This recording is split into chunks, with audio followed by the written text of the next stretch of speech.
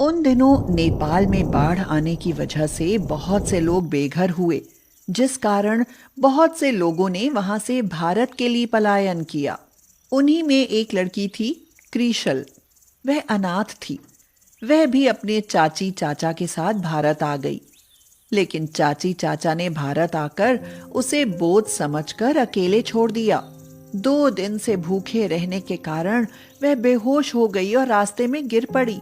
Hemant office आ ही रहा था कि रास्ते में उसकी नजर क्रीशल पर पड़ी। अरे, ये लड़की तो बेहोश है। अब ये लड़की, उठो, आंखें खोलो, आंखें खोलो। ओफो, ये तो होश में ही नहीं आ रही है। हेमंत ने अपनी गाड़ी से पानी की बोतल निकाली और उसके मुंह पर पानी छिड़का तो वह होश में आ गई। कौन हो तुम? मेरो नाम क्रीशल हो। यहाँ की तो नहीं लगती। कहाँ से आई हो? नेपाली हूँ। मेरो देश नेपाल हो। हिंदी तो समझती हो ना? थोड़ा थोड़ा। मेरो काकी इंडियन हो।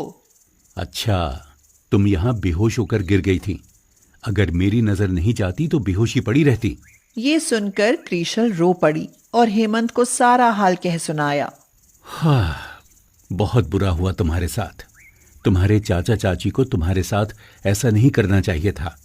अब तुम कहाँ जाओगी? तुम एक काम करो, मेरे साथ चलो। आज ही मैं तुम्हारे काम की बात करता हूँ।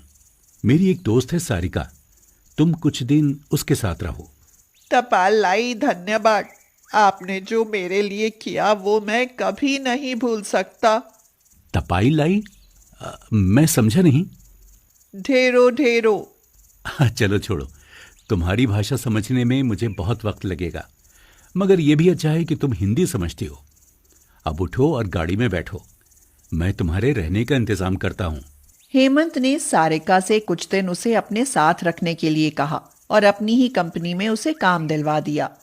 क्रीशल को हेमंत के साथ काम करते हुए 4 महीने बीत गए। धीरे धीरे वो एक दूसरे को चाहने लगे। एक दिन हेमंत ने कहा, क्रीशल, तुम दिल की बहुत अच्छी हो। तुमसे अच्छा जीवन साथी मुझे कभी नहीं मिल सकता। मैं तुमसे शादी करना चाहता हूँ, अगर तुम इजाजत दो तो। हेमंत, थप जानकारी मलाई, नई जिंदगी दी, मैं तैयार छू। भगवान के लिए मेरी माँ के सामने नेपाली मत बोलना, वरना माँ मुझे और तुम्हें दोनों को घर से बाहर निकाल देंगी। उसके बाद वो दोनों हंस पड़े और अपने आने वाले जीवन के सपने देखने लगे।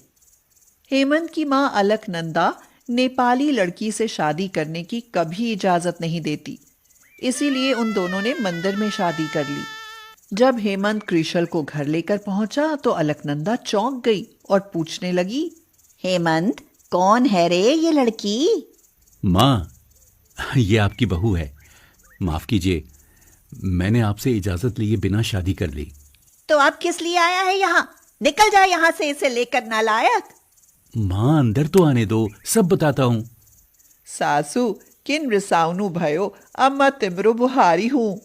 हे भगवान, ये क्या बोल रही है? कहाँ से उठा लाया रे तू इसे? माँ, ये नेपाली है, नेपाली भाषा बोलती है, लेकिन हिंदी भी समझती है। हमारी कॉलोनी में जो चौकीदार रहता है, बहादुर, जो नमस्ते बीबी जी कहता है, कहीं ये उसकी ही रिश्तेदार तो नहीं? माँ, बहादुर के अलावा बहुत लोग रहते हैं नेपाल में। अब यहीं खड़ी सवाल करती रहोगी या क्रिशल को अंदर भी लेकर चलोगी? अंदर तो तू ले ही आया है, अब मुझसे क्या पूछना? आज मेरे सारे अरमान मिट्टी में मिल गए। तुम क्या ढूंढने लगी क्रिशल? वो सासू माँ का कुछ मिट्टी में मिल गया, वही देख रहा था। तर यहाँ माटो छैन।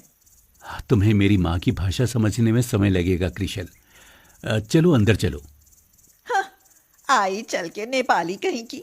अंदर जाकर पहले मुंह धो लेना, मुंह पर जैसे मैदे का लेप लगा रखा हो।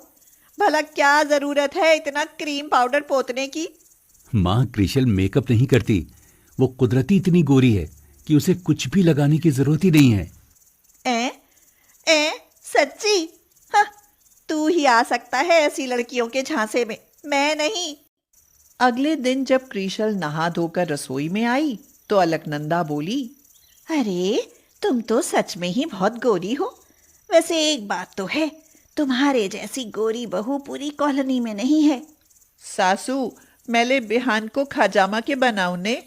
बहू, मुझे माफ कर दो, मुझसे हाथ जुड़वा लो और मुझसे हिंदी में बात कर लो। हाँ सासू माँ, नाश्ते में आप क्या क्या खाएगा? हाँ, टूटी फूटी ही सही, मगर आप ठीक है। मैं अभी तो चाय बिस्कुट खाऊंगा। अरे, खाऊंगी। आप बैठ जाइए, मैं बनाता हूँ। अलकनंदा बाहर आकर बैठ गई और हेमंत से बोली, जरा बात सुन, आज उसकी पहली रसोई है, इसीलिए पास पड़ोस और कुछ खास रिश्तेदारों को बुला रही हूँ ताकि लोगों को यह पता चल सके कि तूने शादी कर ली है। माँ, लेकिन इतने लोग? तभी क्रिशल चाय लेकर आई और बोली, सासू चाय पी लो। ये क्या लटसी मारती हो? सासू, चाय पी लो। खबरदार जो मुझे आज के बाद सासू बुलाया तो आज के बाद तुम मुझे सिर्फ माँ कहोगी, समझी? मैं समझ गया माँ, आपको तपाई लाई, धन्यवाद। अलकनंदा मुस्कुराई और बोली, ठीक है, अब तुम्हें अपनी पहली रसोई बनानी है। करीब 50 लोगों का खाना बनाना पड़ेगा। क्या कर पाओगी? माँ, आप मेरी मदद करोगे तो कर लूंगा। लूंगा दूंगा हमारे यहाँ मर्द बोलते हैं, औरतें लूंगी दूंगी बोलती हैं। ठीक है माँ। तो बताओ, खाने में क्या बना रही हो? माँ, हमरे यहाँ सेल रोटी, योमारी, दाल भात और जुजू थाऊ खाता। आप बताओ क्या बनाना? हाँ, कैसे समझूं इस लड़की को? क्या कहे जा रही है मुझे कुछ नहीं मालूम। पता नहीं इसने किस किस बला के नाम बताए हैं। माँ, तैयारी करूं? हाँ करो, कुछ चाहिए तो बता देना। भांडा चाहिए। भांडा मतलब? मतलब बर्तन जिसमें खाना बनाती और चावल को पीठो, नरीवल, नूनू, खुरसानी और देखकर बता दूंगी। ये शब्द तो मेरे बाप दादा ने भी नहीं सुने। मैं तो चली मोहल्ले में न्योता देने, अब जो मन करे बना लेना, मगर मेरी 4 आदमियों में इज्जत रख लेना बस। क्रिशल सास का रवैया देखकर परेशान हो गई। उसने हेमंत को बुलाया और अपनी भाषा में कहा, हेमंत, माँ ने मेरी भाषा नहीं समझी, लेकिन मैंने माँ की चिंता जान ली है। मैं खाने में भारतीय खाना ही बनाऊंगी, बस आप मुझे सामान लाकर दे दो। लेकिन क्रिशल, तुमने कभी इंडियन फूड बनाया नहीं है, अगर बिगड़ गया तो? आप और यूट्यूब है ना। क्रिशल ने फटाफट खीर, पूरी और छोले चावल बना लिए, साथ में खीरे और दही का रायता भी। उसे लगा कि शायद अभी सब्जी कम है, तो उसने फटाफट दम आलू भी बना लिए। हेमंत, बस यस को स्वाद लिन्होस। मेरा मतलब, आप इसे खाकर देखो कैसा बना है। अरे वाह, मजा आ गया। क्रिशल, तुमने बहुत मेहनत की है। सच में माँ बहुत खुश हो जाएंगी। कुछ समय बाद रिश्तेदार और पड़ोसी भी आ गए। अलकनंदा अभी दूसरी तैयारियों में जुटी थी।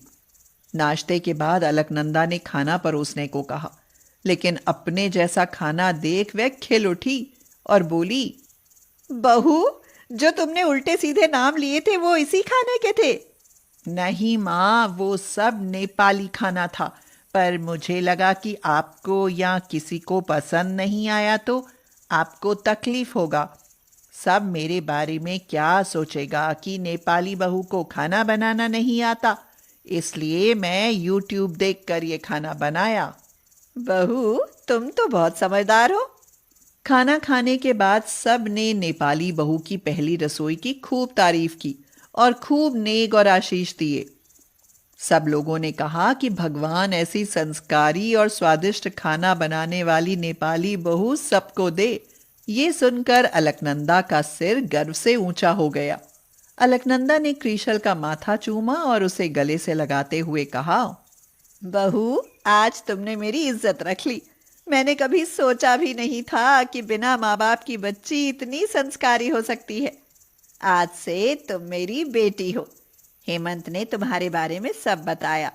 तुम चिंता मत करना, मैं हूं ना तुम्हारी माँ। और इस तरह क्रिशल की रसोई से उसे मान सम्मान और माँ का प्यार मिल गया।